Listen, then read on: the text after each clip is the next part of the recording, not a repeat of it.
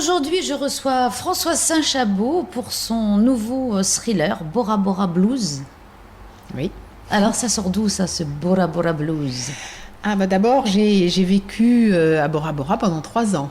Donc, disons que je me suis servie de certaines émotions et puis de lieux que je connais bien. Donc, j'avais envie... C'est pas autobiographique, rassure-moi. Non, heureusement. Non, vu l'histoire, je rassure. Oui. Non, absolument pas. Mais je veux dire que au niveau des paysages, au niveau de certaines émotions, de certains lieux, bon, je m'en suis servie. Et puis ensuite, j'avais envie d'écrire une histoire avec de très beaux paysages, mais qui en même temps ait une intrigue angoissante, parce que ça fait un contraste assez saisissant. Oui, donc, parce voilà. que c'est vrai que c'est assez glauque en fait comme histoire, puisque cette jeune femme, Fabienne, qui débarque à Bora... on se demande un petit peu d'où elle sort, quoi. Elle tombe un peu de la lune et pourtant pas tout à fait. Mais elle a déjà vécu là, mais voilà. Elle tombe un peu quand même de la lune. Oui, tout à fait. Pour avoir vécu moi aussi dans les îles, on sait qu'elle y a vécu, mais on se demande comment elle y a vécu vraiment. Exactement. Ça fait un peu partie de l'histoire et du mystère. On va pas tout dévoiler, bien sûr. Du suspense, du mystère. Parce que c'est le colonel Moutarde qui a tué Monsieur Lenoir dans le lagon avec un chandelier. Voilà, c'est ça. Oh mince, j'ai dit la fin. C'est pas bien du tout. Et donc, je suppose que tu t'es inspirée aussi quand, à un moment donné, elle s'en va en bateau.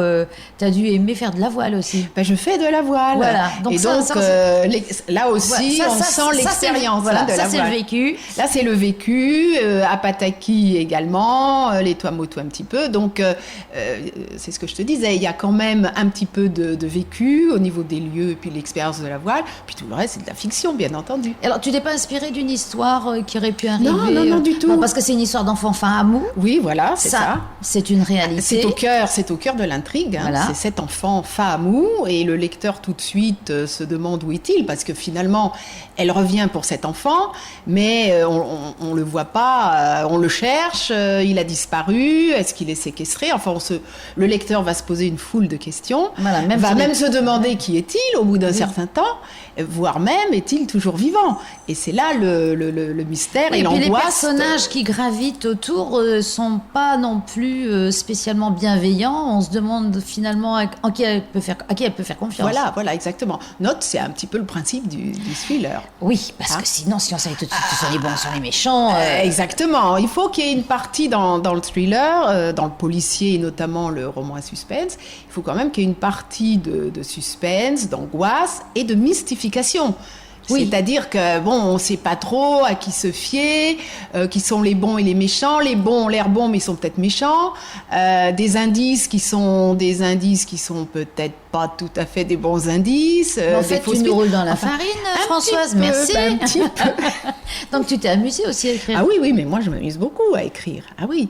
Et ce que je voudrais, c'est que le lecteur, il tremble, ça, c'est quand même un petit peu le but du jeu, mais qu'il prenne plaisir à lire le livre. Oui, parce qu'on retrouve les émotions des îles. On retrouve aussi la façon polynésienne de ne pas dire. Voilà, tout à fait. Aussi. Oui, tout à fait. On se mêle pas des affaires des gens comme ça, de passage aussi. Voilà, on garde le silence, surtout au Tuamotu, encore plus. D'ailleurs, je le dis dans le livre. Et alors, tu as eu des retours. Donc, tu l'as présenté au Salon du Livre à Paris. À Paris, voilà. Alors, quels sont les retours écoute, de bons retours. Alors, donc, le livre est sorti fin mars, juste pour le Salon du Livre. Tu vois, Guy est arrivé. Oui, c'est Guy Ballard, il faut des éditions des Mers Australes, qui est connu pour ses livres pour enfants, mais qui a une collection Récif Noir. Voilà, donc, attention.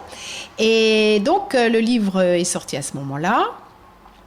Et là, il y a eu quand même déjà des ventes, des gens intéressés. Donc, un bon retour, tu vois. Alors, plutôt des popins qui étaient venus en Polynésie, ou des gens qui avaient envie de voyager, ou des Polynésiens expatriés? C'est toujours, malheureusement, le même type de lecteur qui vient au Salon du Livre à Paris voir l'Océanie, enfin voir les éditeurs d'Océanie. Ils ont déjà leur petit cœur qui a tremblé. Voilà, exactement. Soit ils sont déjà venus, soit ils ont de la famille ici, soit ils rêvent de venir. Enfin, tu vois, ils ont un lien quand même étroit avec la Polynésie. Bon. Mais enfin, néanmoins, c'est quand même intéressant, leur réaction. Et ils étaient très intéressés et j'ai fait pas mal de ventes. Et donc ici, ça commence à peine, tu vas faire une Voilà, alors ici, ça commence à signature. peine. Alors, faut que je te continue donc avec la France, parce qu'après le Salon du Livre, moi, je suis restée presque 3 mois en France. Donc, j'ai eu le temps de faire la promotion du livre dans les... alors, d'abord, il est référencé et distribué en France, ça, c'est important. Et ensuite, j'ai pu faire la promotion dans des librairies, notamment les petites librairies indépendantes. Et dans mon site internet, je donne la liste de ces librairies indépendantes qui ont déjà mon livre. Sinon, on peut le commander auprès de n'importe quelle librairie en France et même en Belgique. Et là, surprise, j'ai été très bien reçue, mais vraiment très bien reçue. Ils m'ont pris plusieurs exemplaires. Et comme j'ai un diffuseur, ils m'ont dit on va en commander si on en vend. Et donc mon éditeur m'a dit qu'il commençait déjà à en vendre régulièrement. Guy Vallard. Voilà, Guy Vallard m'a dit non, ça se vend. Alors pas des quantités industrielles, évidemment. C'est pas le Goncourt parce que... non, parce qu'il n'y a pas de promotion, tu comprends ? Voilà, tant qu'il n'y a pas de promotion au niveau des médias, on ne peut pas en vendre beaucoup. Mais déjà qu'il y ait des gens qui s'intéressent, que des libraires veulent bien en prendre, et ils m'ont proposé de faire des signatures. Alors moi, j'ai pas eu le temps, mais ça sera pour la prochaine fois. Mais déjà, c'est énorme. Oui, et puis en plus, alors qui a fait la couverture ? Guy. C'est Guy. Hein. Ah, oui. On reconnaît la patte avec les couleurs et puis l'impression de profondeur. On reconnaît bien Bora. On voit le petit nounours. Une fois qu'on a lu le livre, on comprend pourquoi. Voilà, on a compris. Quand vous avez fini le livre, mesdames et mesdames, vous regardez la couverture et vous faites ah. Et ça fait partie aussi du mystère, parce que tu vois, cette couverture est très réussie. D'ailleurs, tout le monde me l'a dit. En France, ça a été, les gens ont été unanimes.